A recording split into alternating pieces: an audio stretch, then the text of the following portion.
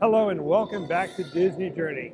You can tell by my location, this is not Santa Clarita, because I've hit the road to come here to IAPPA. Today, well, it's about to be the end of the very first day of IAPPA, which is a week-long event. There's a lot to see, so let's get started.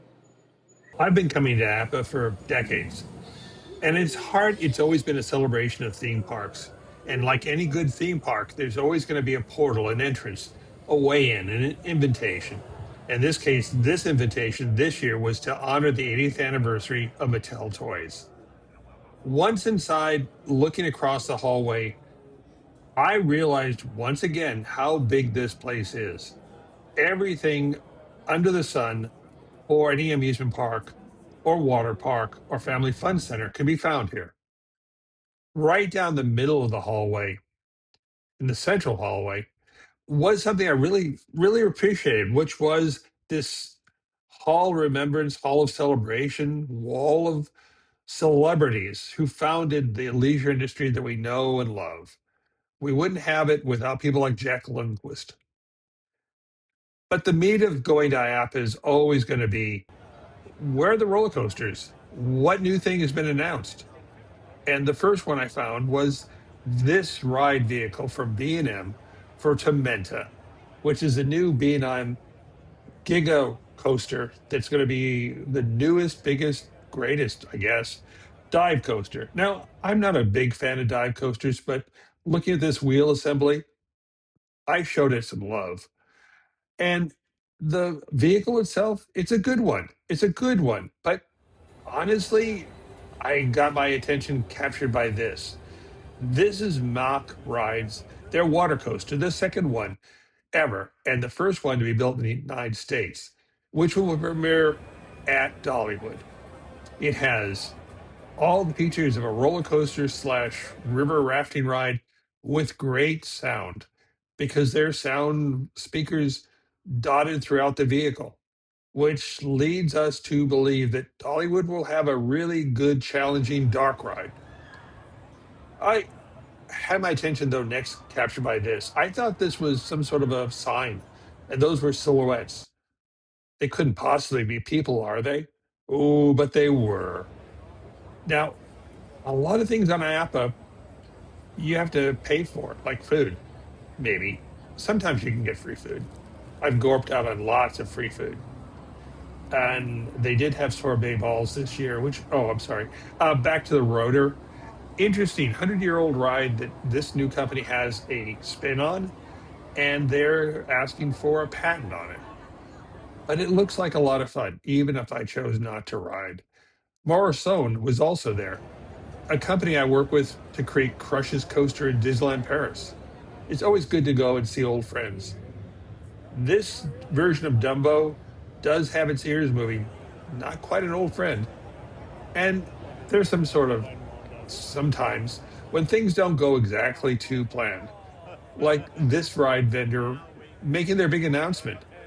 And they got to the point where the countdown clock ticked off to zero and the microphone failed. These things happen. It's sad when they do, but they do.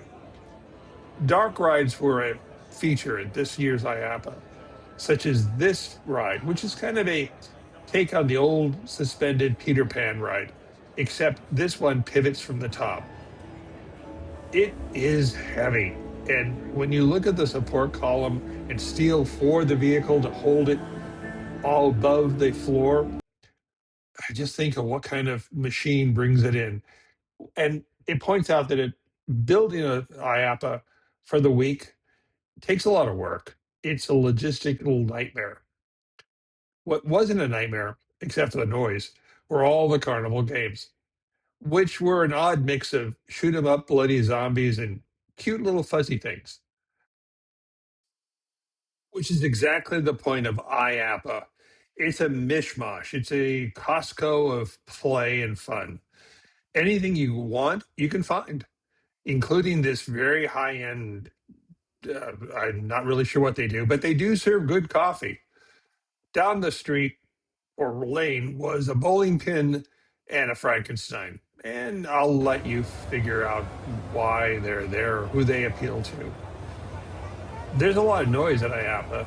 I checked my watch a couple of times for sound levels. And speaking of sound levels, looking at the Fast and Furious vehicle for Hollywood, Universal Hollywood, I noticed and talked to the good folks there at Inman about the sound system. They have speakers either side of your head, and they also have this enormous space right there at your feet. Looking at the wattage of the sound system makes me wonder, maybe possibly those sound shields that they're building in Hollywood are more to keep the sound in from the vehicle as opposed to the screams of the guests going out into the neighborhood. It looks like fantastic fun, and I look forward to seeing it real soon now. If you don't like big cars, there are always small ones. A lot of lights. I don't know about the sound. Moving on, there was Imperla, a company I worked with for quite a long time on multiple projects around the world. This year, as always, they had this new twist on an old idea.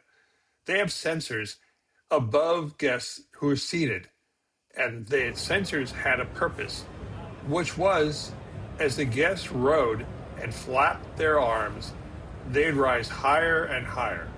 Now, people, even here in IAPPA, quickly knew how to game the system because they go as high as they possibly could and then stop flapping to drop. And thus, standing there in IAPPA in the Zimperla booth, I witnessed the creation and the birth of the instant kiddie freefall, which again shows that people are maybe smarter than the ride engineers who build something for one purpose, but then the guests get a hold of it and decide how they want to break the system. Looking at it though, this is a good ride. Somewhere soon, this will be appearing, as well it should, because it's a new spin on an old idea. There are also ride parts of parts, bits and pieces, as is befitting. I love the fact that this vendor used old ride vehicle chairs for meeting room conference areas. I've been coming to IAPPA for many years, decades, and it's always been different. But one thing is, it's never disappointed.